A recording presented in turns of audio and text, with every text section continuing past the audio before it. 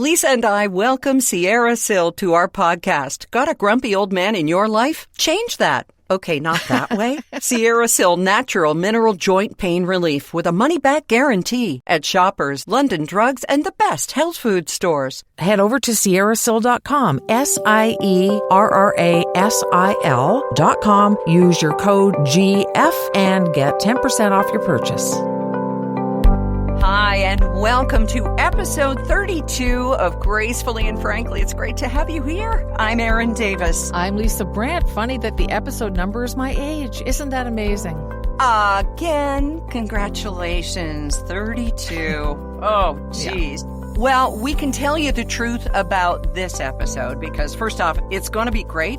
We're talking about tattoos on episode 32. Sleep divorce. Lisa's having one. Yes, and did you know that tattoos are totally mainstream now? Like, the one of us that gets one now is not going to be looked at any differently than people without tattoos? There's proof of that.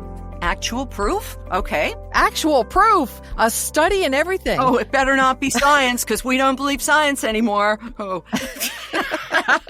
What else? Oh, bad news?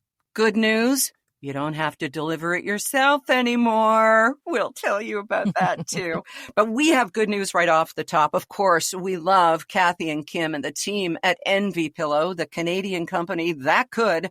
They are the OG anti-aging and neck support pillow with a patented design that works all night long, preventing and reducing sleep wrinkles with its patented off your face instead of get out of my face design. Supports your neck and spine and is highly recommended by plastic surgeons, dermatologists, and spinal specialists. You can find out more because there is so much to learn why we believe in them and how grateful we are that they believe in us. Their state-of-the-art copper technology is something worth investigating on their website, envypillow.com. Take a look at how it kills bacteria, and it's not like sleeping on a copper pipe. No, it's nothing like that. Good. Yeah, you don't wake up green. It's woven into the pillow. It really is amazing stuff. And don't forget to use GF on anything you buy at envypillow.com and you'll get 10% off. All right, here we go.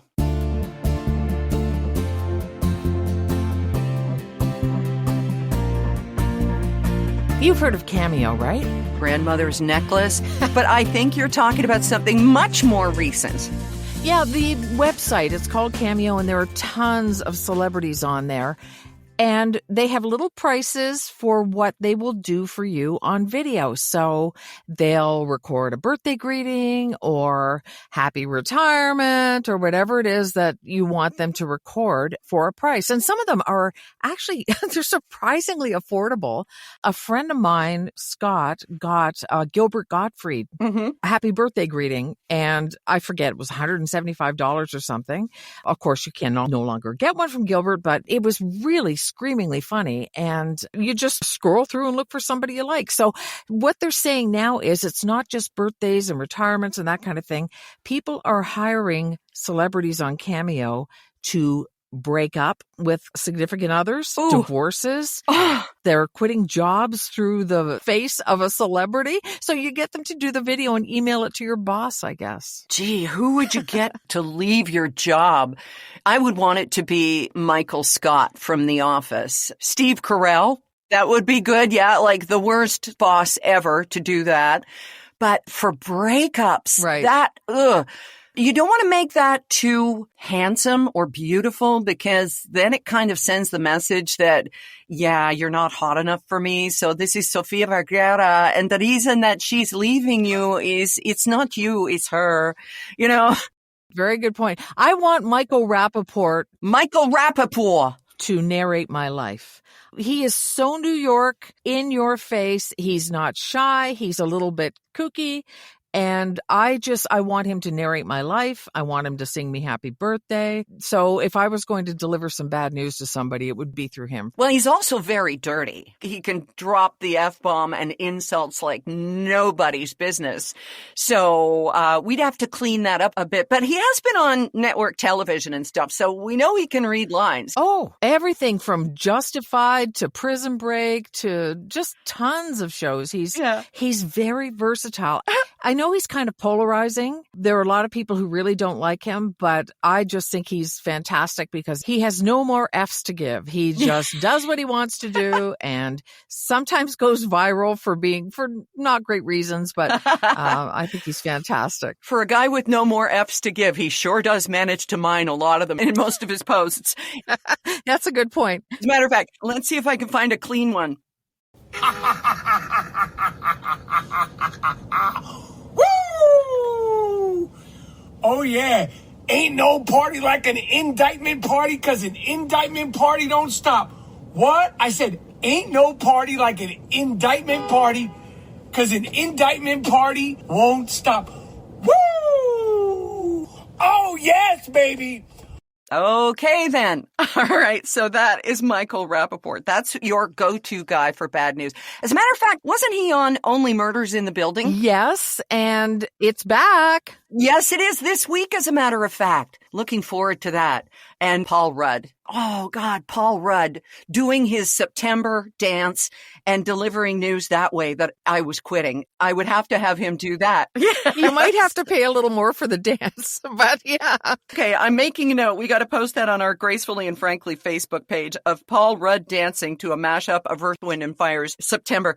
But you know, when it comes to bad news, I think the British broadcasters have this down pat. Nobody can deliver it better than a British presenter. Any kind of news at all, I would go with Helen Mirren. Helen Mirren, maybe with the crown on her from her Queen Elizabeth movie, Elizabeth II. You see the sequel. She, to me, would deliver perfectly, or Dame Judi Dench. They would do it with class and empathy, where Michael would do it with boisterousness and in your face and probably a couple of F-bombs. So we've got quite a contrast going there. Exactly. That's why I'm Gracefully and you're Frankly, which are interchangeable. But we have no bad news for you this week. We don't need anybody but us to help deliver this episode 32. And so on we go. Oh, wait a second. I'm looking at my notes here. This could be bad news. What? Divorce? Oh.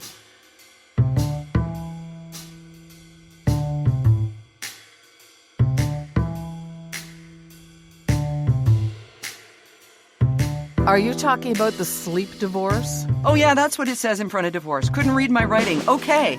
But it was a good hook. You got to admit that. All right. So what is this about? The American Academy of Sleep Medicine released a study in the last week or so. They claim that 1/3 of couples now sleep in separate beds or bedrooms. And I can think of 3 couples off the top of my head who I know well enough to do this. And Derek and I just recently started a sleep divorce. I don't know if it's going to be permanent, but my snoring, and I do not say this with pride, wakes him up sometimes and he has trouble getting back to sleep. Now, he has carte blanche to give me a shove, so I will change positions and then I won't snore, but he can't bring himself to do it. So he ends up getting out of bed and then he gets terrible sleep and I get terrible sleep. Then we're not our best selves all day. So how did you broach that conversation? How does one bring up the possibility? Because somebody is going to have, the story I'm telling myself is, they no longer want to sleep with me. This is the beginning of the end. How do you talk your inner voice down from that? He and I talk about sleep all the time and how little we get and how terrible it is and just that it's just not good. So when I found this survey, I showed it to him and I said, do you want to give this a try? And I barely had the word try out and he went, okay. So, wait a second, take a beat. Yeah, no kidding. It has nothing to do with the state of our marriage or intimacy or anything like that. It's just we need sleep. And he recognizes that his brain churns more slowly and sometimes, I wouldn't want to say he's a little more crispy than other times when he's not well rested. So we both need a chance to get some sleep. So it's only been about a week, but we're giving it a try. That raises an interesting question. And I would love to post this at our Gracefully and Frankly Facebook page. Can separate beds make your partnership stronger? Because we know that sleep is so darned important. And we're at the point, I was up till 4 a.m. the other morning, just when I used to get up, for heaven's sake, and just unable to sleep. The drugstore is out of my estrogen supply, and it's going to be another 2 or 3 weeks. So Rob's on lockdown, but it's just like we're calling around and driving into dark alleys and asking anybody, hey, you got the good stuff?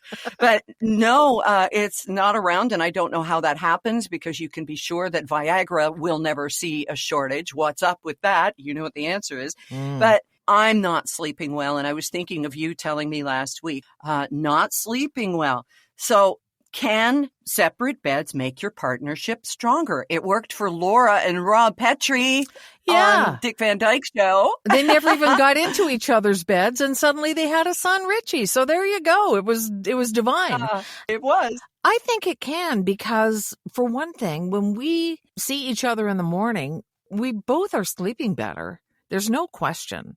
And we both agree that sleeping has nothing to do with sex or intimacy or love.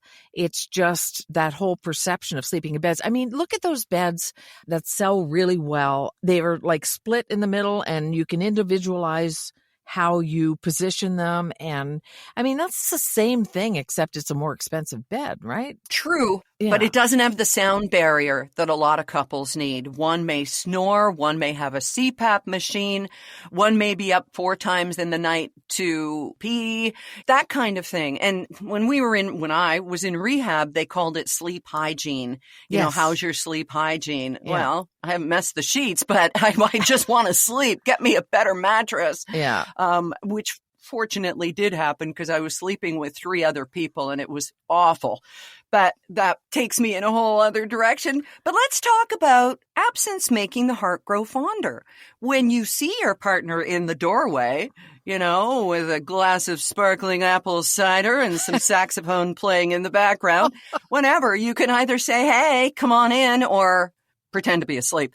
But in this case, can it possibly add some spice to your partnership? Yeah, I think it can. And just being well rested is so darn important. So I asked him the other day, you know, what do you do after you stop pining for me when you get into bed and without me there? And he said, I close my book and fall right to sleep. He doesn't have to be concerned about me turning over, pulling on the sheets. None of that stuff. And really, that has nothing to do with why we're together. So I'm going to have to visit him in the main bedroom, though, because I have this thing where I don't like to make the bed. And when he's away, it looks like an all boys dorm room because I like to make a nest out of everything and just sort of climb in the middle, where he likes everything straightened and everything else. So I don't think I'll have him at my door with the apple cider and that come hither look. Well, who gets custody of Cuddles the cat in this sleep divorce? What happens there, Lisa? Cuddles comes in with me. Cuddles is my cat. Our previous cat, Miss Sugar, was Derek's cat. She put up with me, and Cuddles does love him and will jump on his lap and stuff. But when it comes to picking one, I'm afraid I win. Yay. See, pets can be such a problem in sleep hygiene as well. And, you know, I have 3 sisters, so I'm not being specific with this, but one sister who has 3 dogs and a cat, she likes to have all the animals on the bed with her. And there's no doubt that her husband feels a distinct lack of space there and has moved now to another bed. In fact, my sister's thinking of downsizing to a queen, because I guess, you know, without that pesky husband there, it all works out even better for her. So I don't know if that makes it permanent or not, or if animals can kind of get in the way of a good night's sleep too. We are always very aware of where Miss Dottie is on the bed, but I disrupt her sleep more than she does mine, because whenever I get up, she has to get up and go with me with her little wet nose on my calf and follow me and make sure that I'm not running away forever, that I'm just going to the bathroom. Right. Cuddles he's a little bit jittery still, because we got him when he was old, and he's even older, and his personality is a little jumpy. It takes him a while to settle in. And I'm the one, again, that wrecks his sleep. The other night, I just pulled my leg over and was turning, I guess, and he went out like I had set his hair on fire or something. He jumped out of the bed, an actual leap, and ran out of the room. So wow, he doesn't bother me at all. I don't care. He could sleep on my pillow for all I care. Well, that's very interesting, knowing that 1/3 of couples are doing this sleep divorce thing. And I wonder what the Venn diagram where the circles would cross with CPAP machines, and somebody likes white noise, or somebody likes to go to sleep watching a show on their iPad, and there's that electronic glare and stuff. Taking care of your sleep hygiene and let the neighbors talk. It's nobody's business, right? Like, keep the government or the neighbors out of what's going on in your bedroom. We're all for that. And you're sleeping better. It's important, I think, that you said that, because Derek brought a pal home to see our place.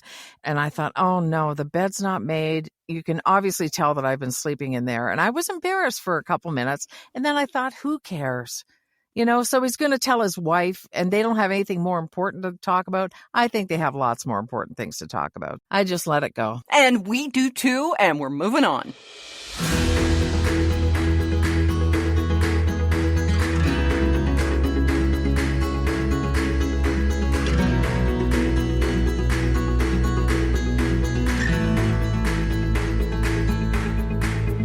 I had a mutual friend of ours over for coffee the other day, and Susan Knight is a radio personality in Kelowna, BC. She works here on the island in promotions in radio, and she also does a lot of voiceover work. Mm-hmm. And we got talking about artificial intelligence and how now you hear fake voices, fake reads on so many platforms. Like, my dream job, Lisa, would be at 1 a.m. Pacific time, getting an email from the New York Times saying, okay, narrate these stories and go to bed. And then people wake up and listen to the news. That would be my dream job.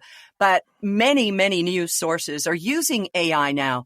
They are using a system that will tell you that today in New York City, Donald Trump was brought to trial for ba ba ba ba ba ba. And so the read is like that. Yep. And it can sound human. But most of us know it's not human, right? And I think that we're all kind of getting used to it not being a human. Oh, well, I think we are. And in fact, funny you mentioned the reading of news stories, because a well-known news conglomerate that isn't in North America had me recording stories for them. And then they shifted to AI because it's cheap. You buy it once and away it goes. And they say people don't care. I think people do care, but I do think we can also tell the difference. However, seniors, they're finding, have more trouble telling the difference. And it's not for reasons you might think.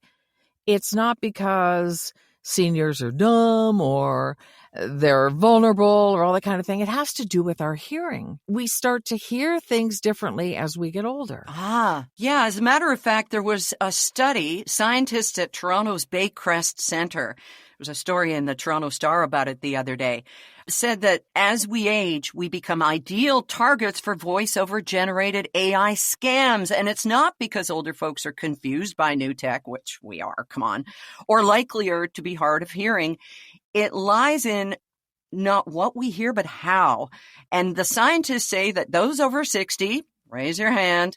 Lisa, raise it. It's up, it's up. Okay.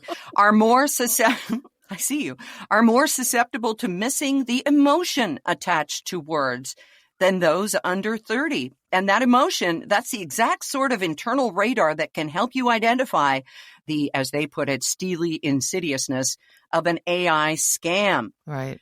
80% of those younger participants were able to correctly distinguish the AI recordings compared to 20% of older participants. Wow. So the way we speak and the way we deliver things in voiceover has changed. There are styles and there are trends and there's all this kind of thing. Like for quite a while, there was a trend to sound like you're completely disinterested and bored. Yes. And it used to drive me crazy, right? Because that's not what you do in radio. You are the opposite of that. Right. When I was looking for that read, Rob would say, give me one like an Air Canada announcement.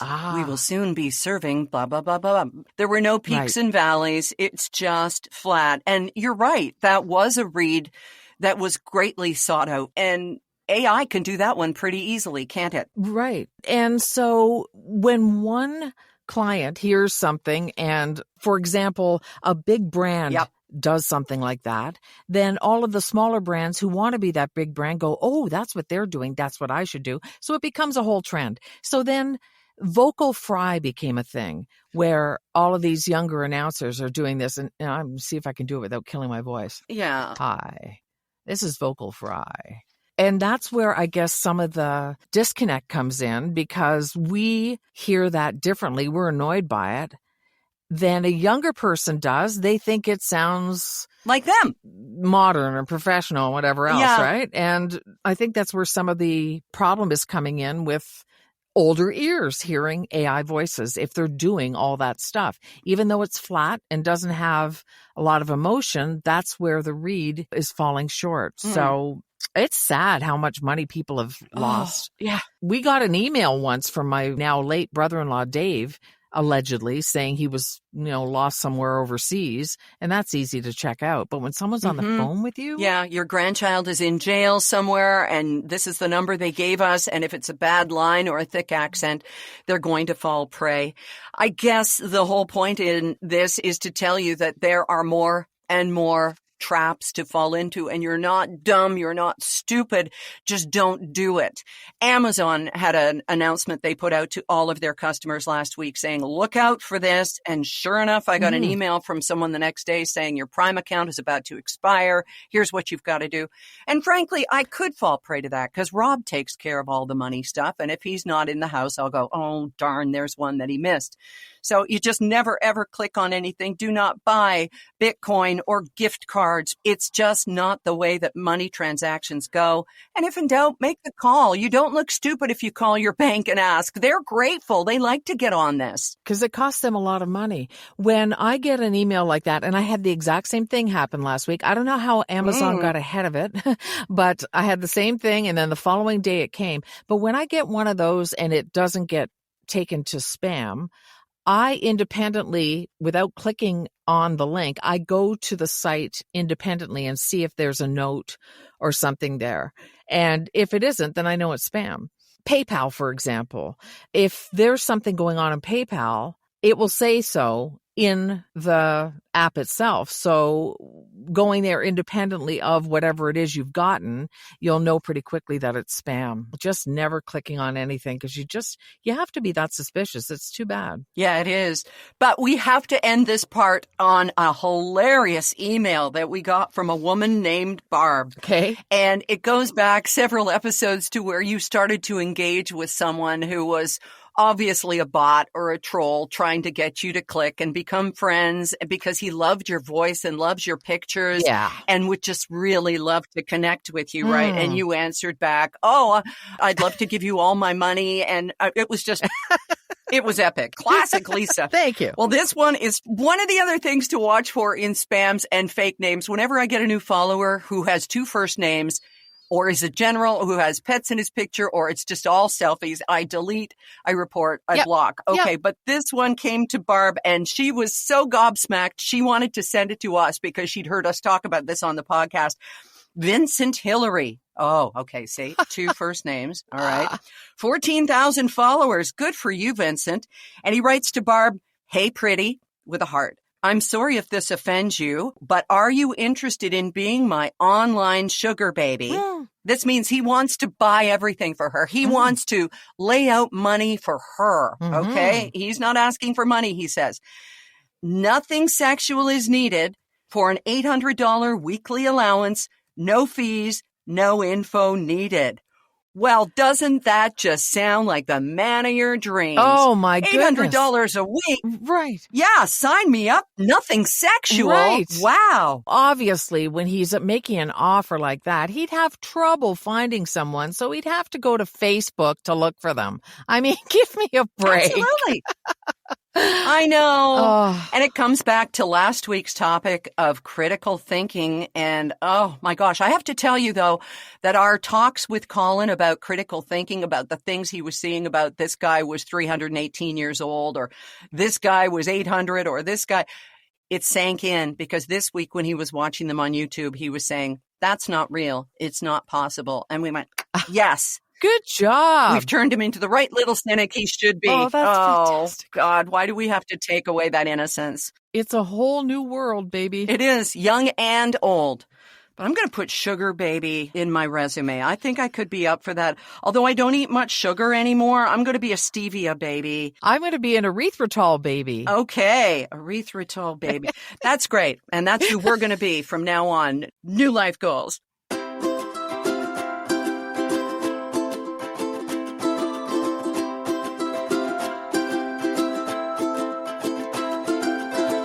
One of my life goals that I haven't gotten around to this summer, and I don't know why, because I keep asking people who have nice ink, is where to get a tattoo around here. It's a very permanent decision, and I want this infinity sign that closes with a heart, because part of the infinity sign is a stylized L, and it's like, love you forever, L. Right. And it's not in my face or in anybody else's face. It's just pretty beautiful. But I think I'm ready to do that. And this is a big change for me. It's not for you.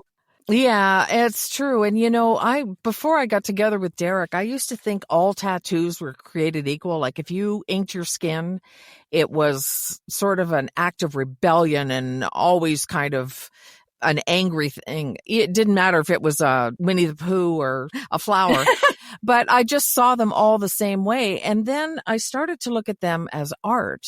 There's a big difference between somebody putting an anchor and mom on them because they've been at sea for 30 years and somebody putting something artistic that they love. And I have 3 tattoos and you're not supposed to see any of them. But the woman who did the one on my upper back, my shoulder blade, I guess, did it over a little too far. And so you can see it when I wear a tank top. And that bugged me at first because I really didn't want anybody to see them. But I own it now. What are you going to do, right? I mean, it's part of me. Is it too personal to ask someone what their tattoo means? I think it depends on how well you know them. I think it is a kind of personal question. My brother has a tattoo. It's a Chinese symbol. He's probably had it for 20 some odd years. He has a few of them, but this one in particular. And I only asked him recently what it meant. Oh, wow. And maybe that's indicative of my brothers and my relationship. I don't know. But he's a pretty private guy, too. So then again, he tattooed it on his skin. Derek has a love for tattoos and the artistry of them because, he has, I don't know how many of them now. One arm's pretty much a sleeve of tattoos. But one time we were in a restaurant and the server reached over to put something on our table and he grabbed her wrist and said, "Wow, what is that?" or whatever. And I just about fainted. She was kind of cool about it, but I said, "You can't do that. Like, you just cannot grab a young woman." He's like, "Well, I just want to see her tattoo."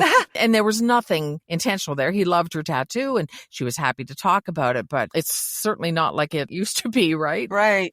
A massage therapist once told me if a massage therapist ever mentions your tattoo, they're being unprofessional. Oh, so interesting. Yeah. Okay. Completely out of bounds to ask this, but can you give me an estimate as to what Derek's arm is worth? I mean, I know he likes it and would like to keep it undoubtedly, but what...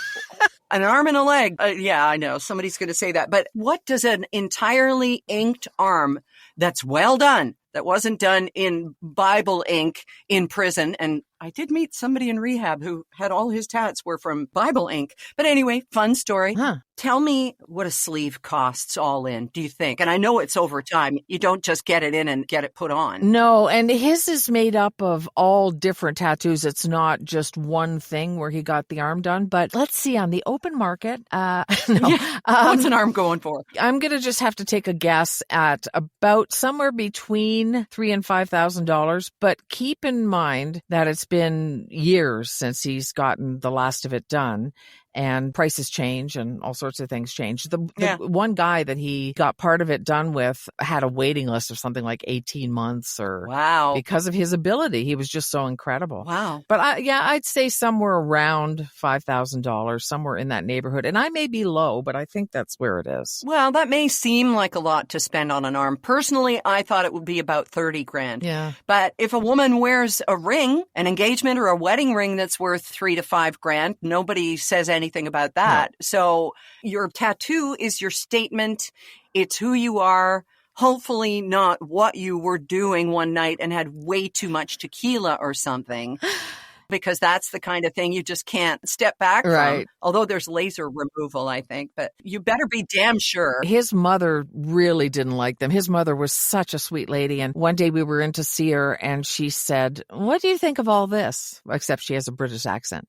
Yes. And I said, "Oh, it's fine if it makes him happy." And she's looking at me like, "Okay, you're just saying that." Because she really, I mean, she was not a disapproving type. She would never say, "Oh, you shouldn't have done that." But she didn't want him to put something on his perfect body, you know, her firstborn son. Yeah. Can I tell you what happened when we got tattoos in England? We were in Selfridge's department store. And we decided to mark this trip with getting the same tattoo. So we found the symbol thing. It didn't, it was just an easy thing. And he got it on his arm and I had to put on one hip. So after the guy did my hip, he said, "Hey, do you know what this means?" And I thought, nothing, I hope, because, I didn't want it to mean anything. He goes, "Oh, yeah, it's white supremacy." And I went, "What?" No. And he just started to laugh. And I thought, oh, my goodness. Tattoo artists and humor, not funny. Not funny at all. No, it's God. meaningless. It doesn't mean anything. But he got me, that's for sure. You could have gotten England on one cheek, Europe on the other, and down the middle is Brexit. The separation.